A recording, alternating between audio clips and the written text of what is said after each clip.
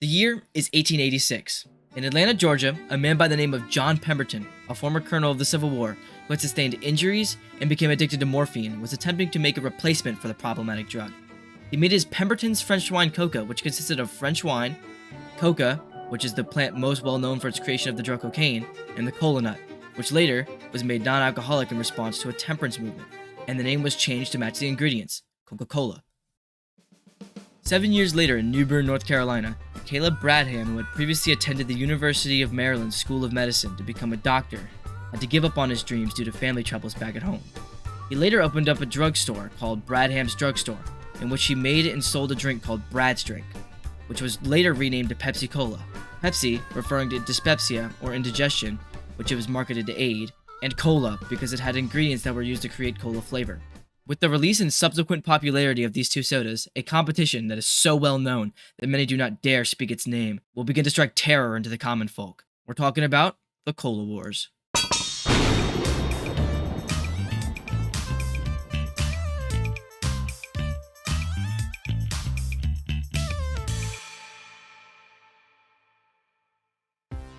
In 1887, the Coke formula was given to Asa Griggs Chandler, who started selling Coke at a larger scale, and by 1895, Coke was already selling nationwide, and Pepsi wasn't too far behind. And with the turn of the 20th century, both companies had large-scale marketing and celebrity endorsement. And with this, the combatants are set. This marks the beginning of the Cola Wars. Coca-Cola, when trying to make their drink more healthy, removed cocaine from the recipe, and for about 30 years after this, Coca-Cola would be at the top of the soda industry. Pepsi, however, wasn't doing so well. During the time of World War I, Pepsi went bankrupt due to sugar rationing. Although during the same time, Coke was moving along nicely.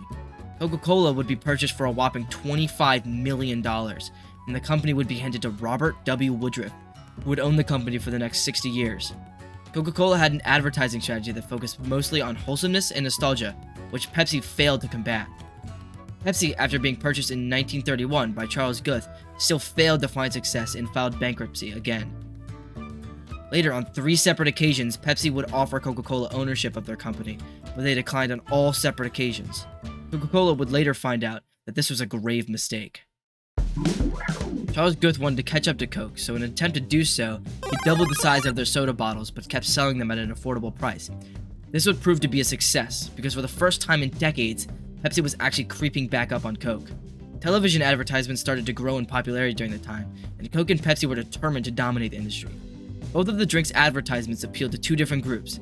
Coke kept their wholesomeness and nostalgic vibes, which appealed more to the people of the older generation, while Pepsi, to combat Coke's methods, started to focus on taking risks and living life on the edge, which appealed more to the youth. As both companies began to spread more worldwide, Pepsi was still way behind Coke in the soda industry. In order for Pepsi to catch up, they would have to do something incredibly remarkable. And in 1975, they did.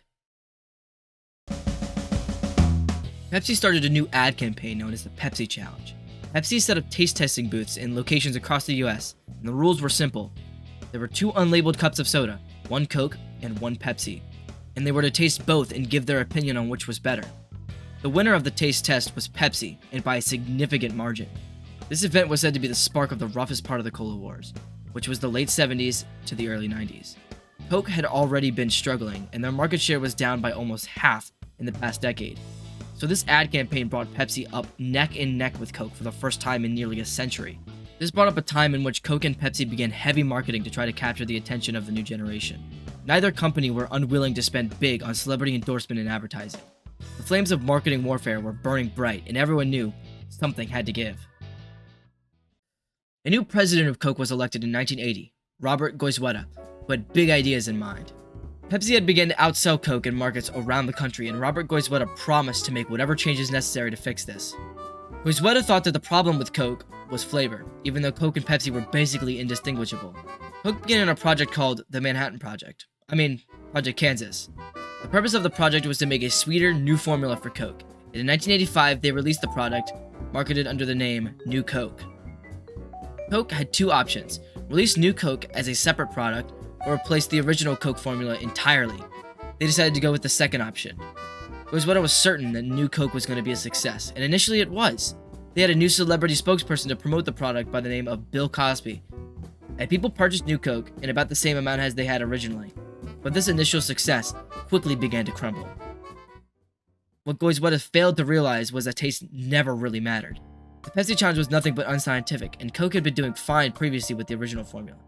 What the whole cola war was about was brand loyalty, and Coke just took what people had defended and drank as their drink for centuries and flushed it down the drain.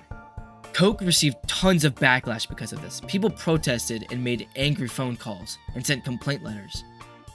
Pepsi began to focus marketing on Coke's failure and started stating that this was their victory in the cola wars, and many believed that. Pepsi, after the release of New Coke, saw a sales increase of 14%, which was the largest increase Pepsi had ever had. But Coke would not take this lying down. Coke realized that there was only one obvious course of action: release the original Coca-Cola formula back to the public.